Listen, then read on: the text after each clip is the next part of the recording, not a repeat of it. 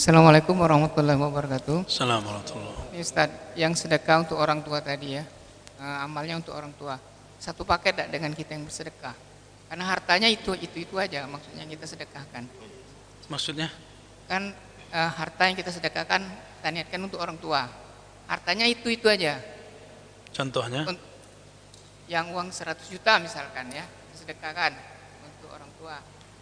Kita yang bersedekah untuk orang tua, kita dapat juga nggak gitu pahalanya? Oh, bagus Pak.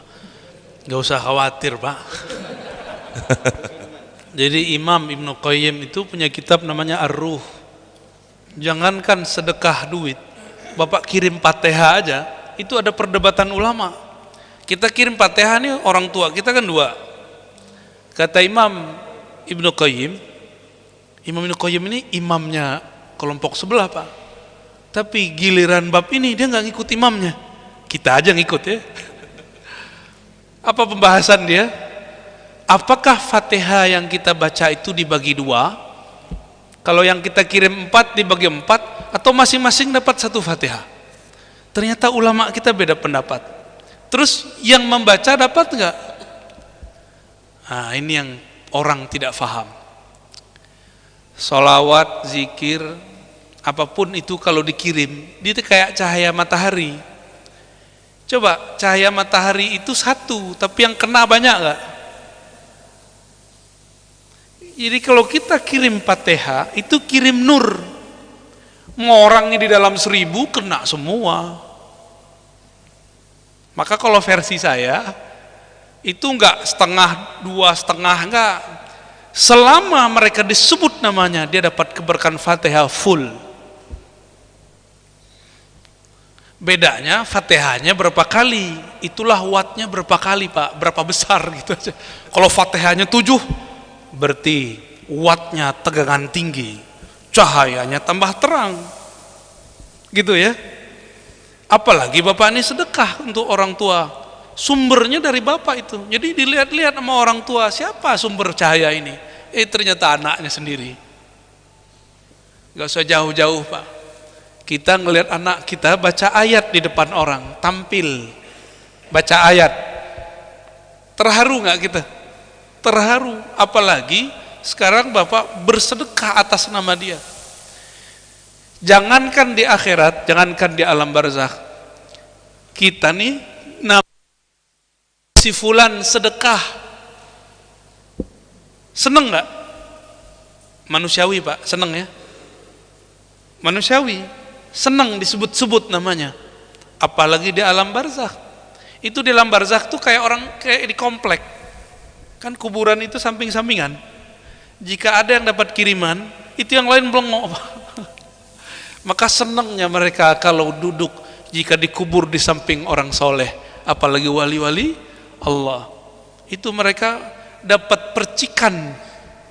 Karena wali-wali Allah itu, jika didoakan murid-muridnya, kekasih-kekasihnya, itu terbawa orang-orang sekitarnya.